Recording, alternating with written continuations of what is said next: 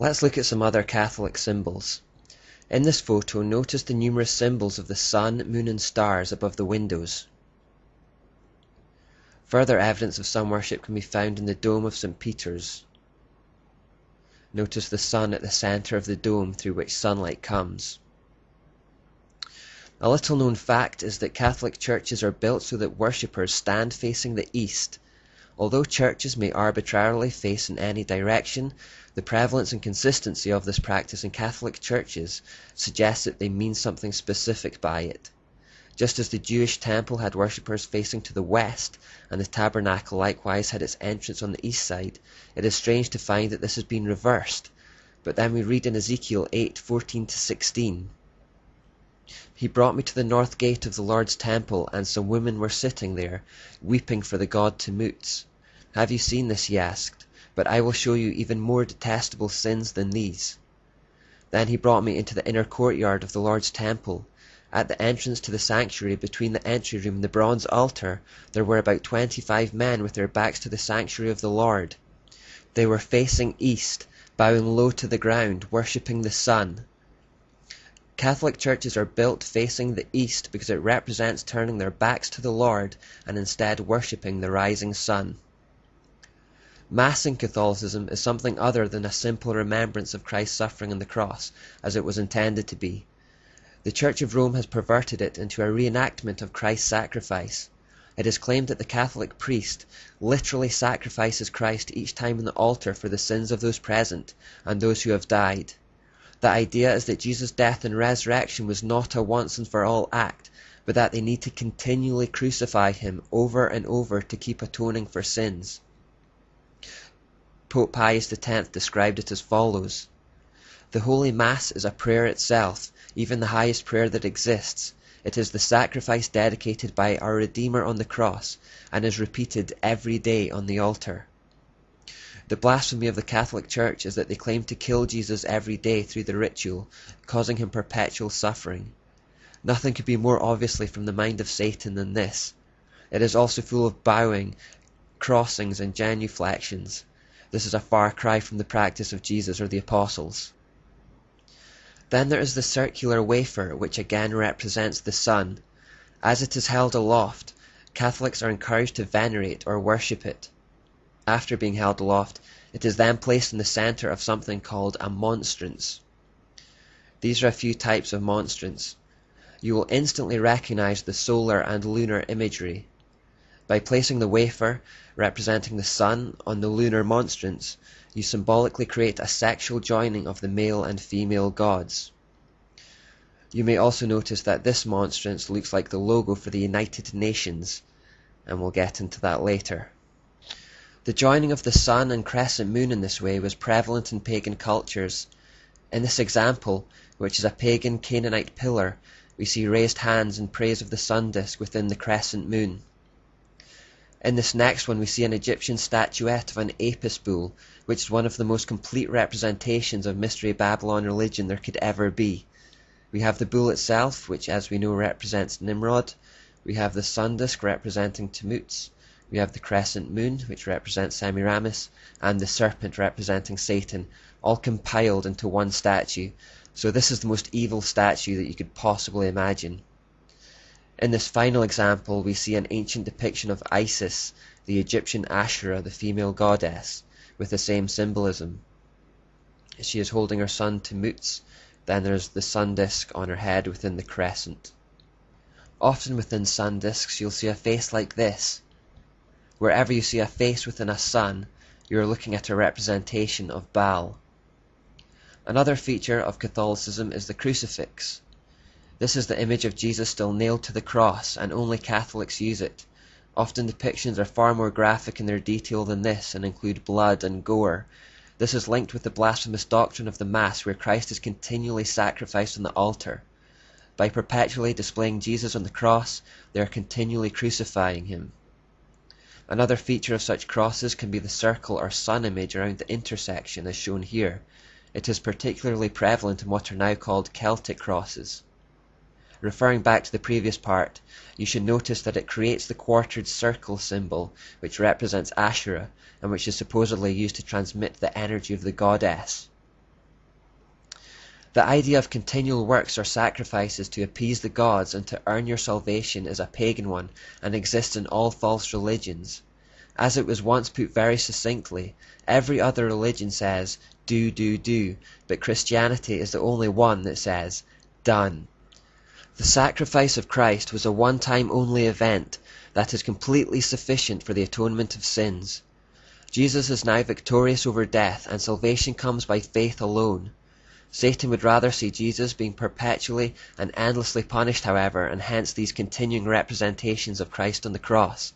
Satan is clinging hopelessly to the past and enslaving humanity with works-based religion, which always either leads to feelings of pride or worthlessness, and both are as bad as each other. The Catholic idea of purgatory, where people spend a temporary period between heaven and hell being purified of their sins through punishment, again has no biblical basis whatsoever. It is entirely Babylonian. The idea of the halo, a circle of light or a sunburst around the head, is also a Catholic invention rooted in sun worship. Often when Mary is involved, the halo takes the form of a circle of stars, each one representing her demonic offspring. The name Vatican itself actually means the divining serpent and comes from the Latin vatis, which means diviner, and can, which means serpent. The word and act of celibacy comes from the name of a Roman pagan goddess, Cybele, and has no biblical basis whatsoever. The letters IHS are common in Catholicism, and although the official line is that they stand for Iesus Hominum Salvator, which means Jesus, the Saviour of men, it also happens to be the initials for an Egyptian form of the unholy trinity, Isis, Horus, and Seb.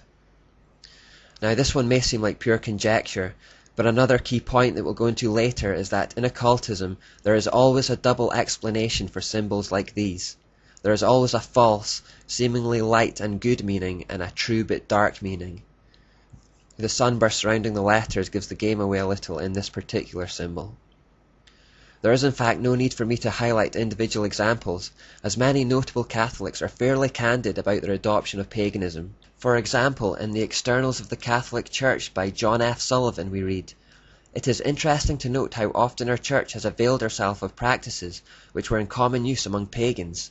Thus it is true in a certain sense that some Catholic rites and ceremonies are a reproduction of those pagan creeds." In the Story of Catholicism on page 37 we read, "It has often been charged that Catholicism is overlaid with many pagan incrustations. Catholicism is ready to accept that accusation and even to make it her boast. The great god Pan is not really dead, he is baptized." Now Pan is listed in the Satanic Bible as the horned god and is one of the infernal names of Satan. Obviously Satan cannot be baptized. Cardinal Newman, who was recently given sainthood by the Catholic Church, admits in his book that the use of temples and these dedicated to particular saints and ornamented on occasions with branches of trees, incense, lamps and candles, votive offerings on recovery from illness, holy water, asylums, holy days and seasons, use of calendars, processions, blessings on the fields, sacerdotal vestments, the tonsure, the ring in marriage, turning to the east, images at a later date, perhaps the ecclesiastical chant, and the Kyrie Eleison are all of pagan origin and sanctified by their adoption into the Church. In The Faith of Our Fathers by Cardinal Gibbons we read, "The penetration of the religion of Babylon became so general and well known that Rome was called the New Babylon." In Life of Constantine by Eusebius we read, "In order to attach to Christianity great attraction in the eyes of the nobility, the priests adopted the outer garments and adornments which were used in pagan cults." In Religious Tradition and Myth by Dr. Edwin Goodenough we read, "The Church did everything it could to stamp out such pagan rites, but had to capitulate and allow the rites to continue with only the name of the local deity changed to some Christian saint's name." But we can find many other examples if we choose. We sometimes see the Pope and other members of the Catholic clergy wearing Saturno hats, for example, and this is in honor of the god Saturn. Most other times priests wear mitre hats, and these are connected to Dagon, another type of Babylonian god. Here's a depiction of Dagon alongside the Pope with his mitre. Here you may also see that the Pope is holding a staff called the Twisted Cross. Roman Catholic author Piers Compton writes about it in his book, saying, "The twisted cross is a sinister symbol used by Satanists in the 6th century that had been revived at the time of Vatican II. This was a bent or broken cross on which was displayed a repulsive and distorted figure of Christ, which the black magicians and sorcerers of the Middle Ages had made use of to represent the biblical term Mark of the Beast." Yet not only Paul VI, but his successors, the 2 John Pauls, carried that object and held it up to be revered by the crowds, who had not the slightest idea that it stood for Antichrist. So the staff being held in the Pope's hand is an open representation of the Antichrist, but only if you're initiated with the knowledge to really see that. This is the nature of the occult, things that are in the open but whose true meanings are concealed. This was never more true than in March 2000, when Pope John Paul II preached an updated Sermon on the Mount at the altar of Chorazim in Israel. Here he sat under an inverted cross, one of the most potent and disgusting symbols of Satanism and black magic, under the pretense that it represents Peter, who was crucified upside down. Once more he holds up the twisted cross depicting the Antichrist for the adoration of the crowd right in front of it. Behind them all is a Christ-like mural displaying the words that he is coming soon, but as we'll discover later, this character for who they wait is in fact the Antichrist. These pictures represent perfect examples of how occult symbolism always has 2 meanings, a false public and acceptable front, and then a true hidden meaning behind it. This is another common symbol of Catholicism, the XP or the Chi Rho.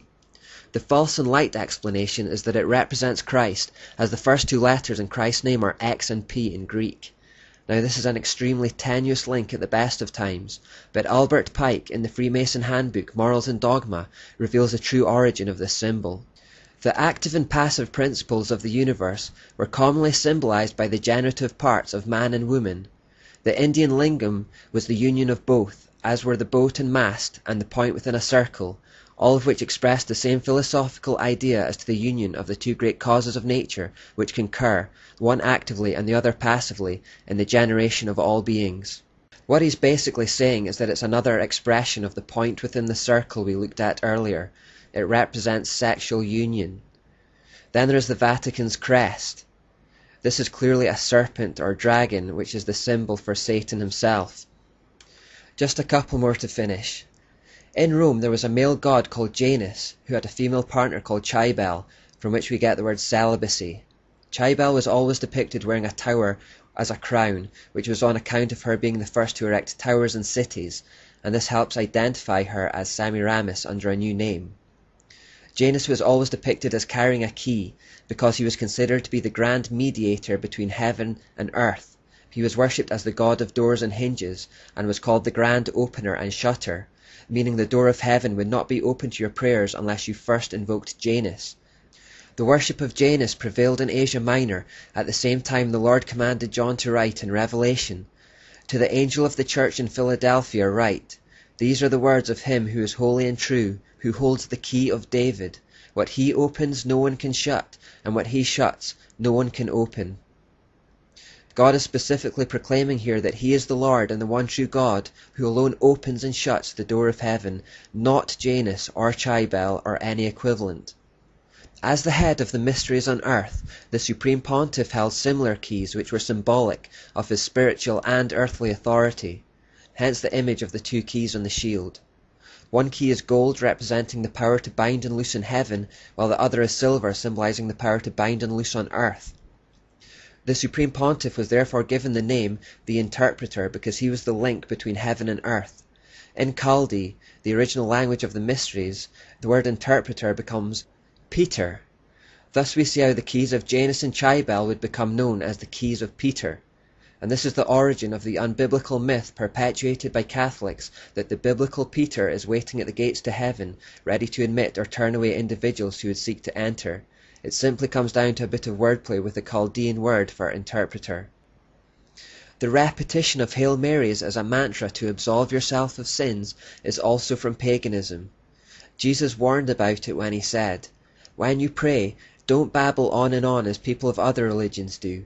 They think their prayers are answered merely by repeating their words again and again." In later times the popes would arrogantly claim to be infallible, something that is true only of God. By setting themselves up as gods, they, like Nimrod, consolidated their power by claiming to have spiritual and divine authority as well as political authority. Do your own explorations and you will find a lot more that give the game away. I've spent so long in Catholicism because it's important we realize the Babylonian mysteries are not some ancient belief system that died way back in the mist of time. The Babylonian religion is alive and well today, in this case disgustingly and confusingly wrapped in a cloak of Christianity. Christians are often confused about how we should relate to Catholicism, and many see it as a legitimate form of Christianity, and there are ecumenical movements today that are capitalizing on that ignorance. Many Christians feel like they have to apologize for the Crusades and the Inquisitions, even though true Christians were often the ones on the receiving end of those, as we shall soon see. Catholicism is the largest religion in the world today. The second largest is Islam, and we'll look at that next.